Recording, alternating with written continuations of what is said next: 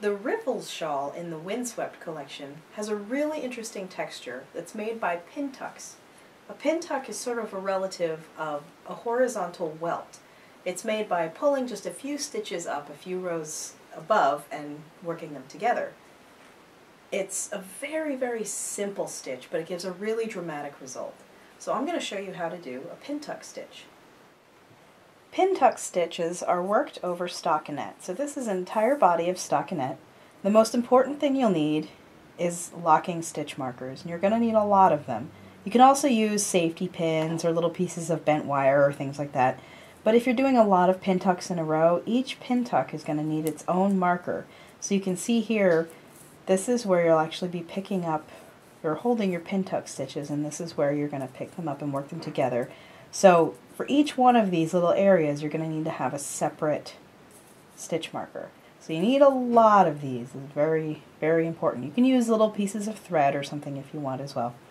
But at any rate, you have to have something to hold all these little areas. So once you have those, reading the chart is actually pretty simple. Because again, this is just on a body of stockinette.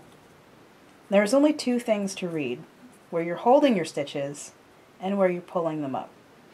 They always exist in pairs, so you've got a little area here of held stitches paired with a tuck above.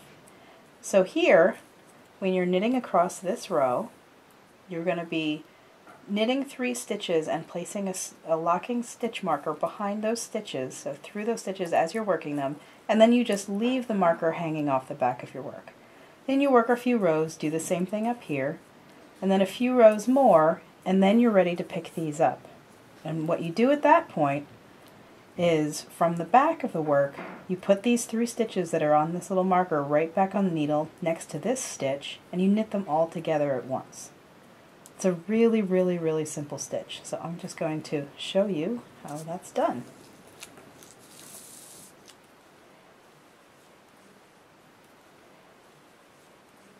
So here you see a little bit of a marker poking through my work. If you turn it around, you'll see that that's where 3 stitches are being held.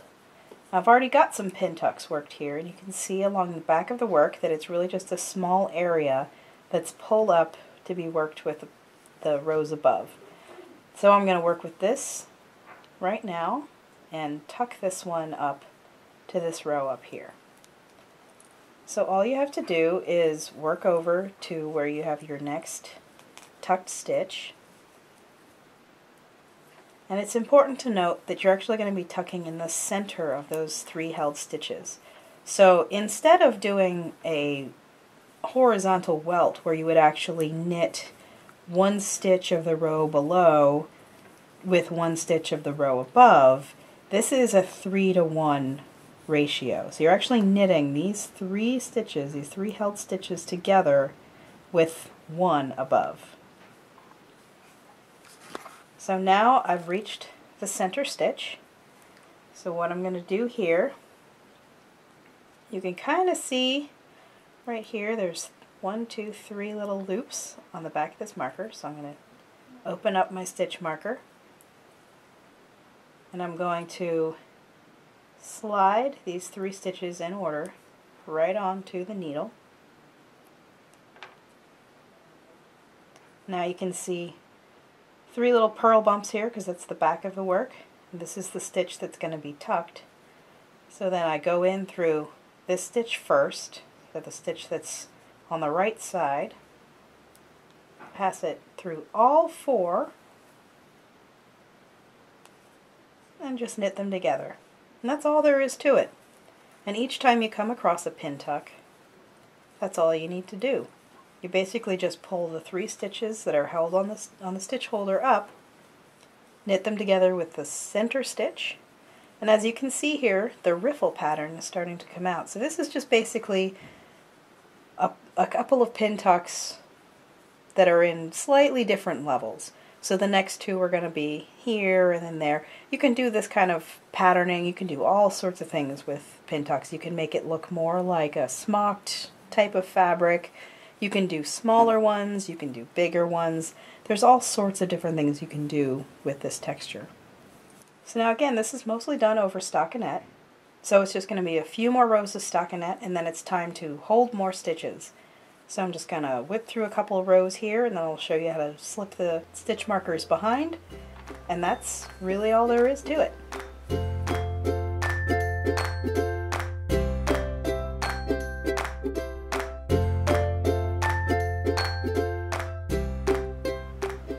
Well, now I've worked a couple rows up from the last pin tuck I did, so I'm ready to set aside more stitches.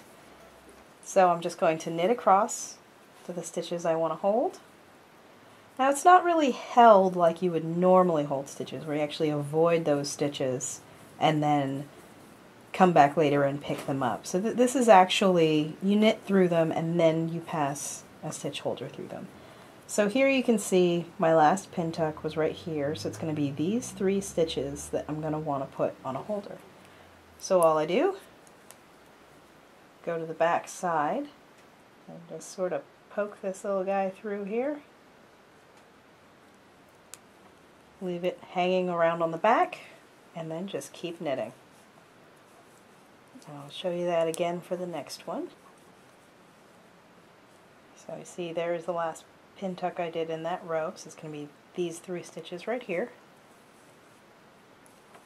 And if you forget to pick them up, you can even just sort of count down your rows and pick up from the back if you want.